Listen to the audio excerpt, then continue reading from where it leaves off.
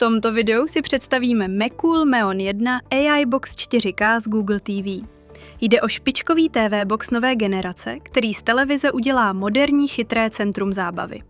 Umělá inteligence pomáhá vylepšit obraz, takže televizní obsah bude vypadat ostřeji a čistěji.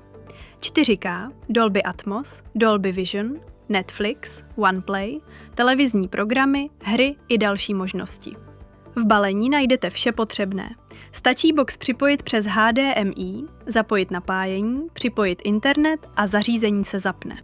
Po zapnutí vás zařízení rychle a jednoduše provede úvodním nastavením.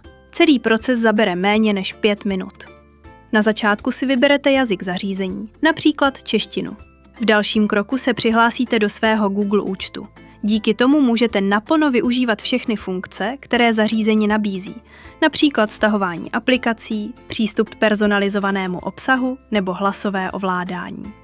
Poté přijmete doporučení a obchodní podmínky společnosti Google. Zařízení vám nabídne seznam doporučených aplikací, které můžete hned na začátku nainstalovat. Seznam si můžete projít a jednoduše zrušit výběr těch aplikací, které nechcete.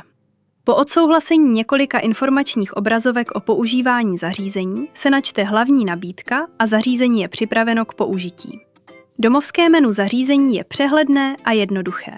Pomocí ovladače můžete rovnou spustit některou z předinstalovaných aplikací nebo si otevřít obchod Google Play a stáhnout další podle vlastního výběru. Na zařízení se můžete dívat i na klasické televizní kanály, jako jsou Nova, Prima nebo Česká televize. Stačí k tomu použít některou z dostupných aplikací, například Sweet TV. Po otevření aplikace se zobrazí přehledné menu s nabídkou kanálů. Pak už si jen vyberete, na co se chcete dívat. A můžete sledovat živé vysílání přímo přes internet bez potřeby běžné antény. Na zařízení můžete sledovat všechny oblíbené streamovací služby, jako je Netflix, OnePlay a mnoho dalších. Stačí si otevřít příslušnou aplikaci, která má vždy přehledné a jednoduché menu.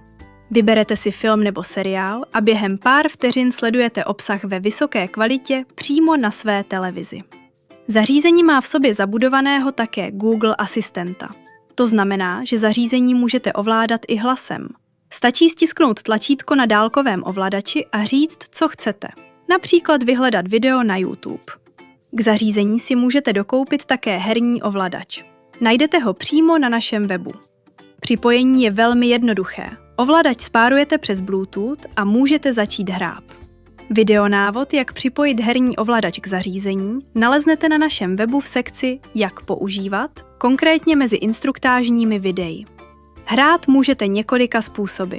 Jednou z možností jsou hry, které si stáhnete přímo z Google obchodu. V menu jednoduše vyberete staženou hru a můžete se pustit do hraní. Další možností jsou emulátory. Například v aplikaci Kody můžete spustit emulátor třeba pro PlayStation 2 a zahrát si starší herní klasiky. A pokud chcete hrát moderní počítačové hry, můžete využít streamování třeba přes službu Nvidia GeForce Now. Stačí si stáhnout aplikaci, přihlásit se do svého účtu, vybrat si hru, například Fortnite, a začít hrát. Některé hry jsou zdarma, jiné vyžadují placené členství. Výhodou ale je, že i u her zdarma může členství zrychlit načítání a zlepšit celkový herní zážitek.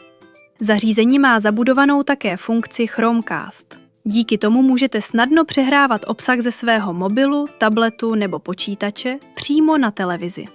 Do zařízení si můžete stáhnout stovky různých aplikací přímo z Google obchodu. Jednou z nejoblíbenějších je například Kody. Kody je univerzální multimediální centrum, díky kterému můžete přehrávat filmy, hudbu a seriály nebo používat různé doplňky a rozšíření. Pomocí Kody si můžete přidat i emulátory herních konzolí, sledovat online televizi nebo si vytvořit vlastní knihovnu filmů a seriálů.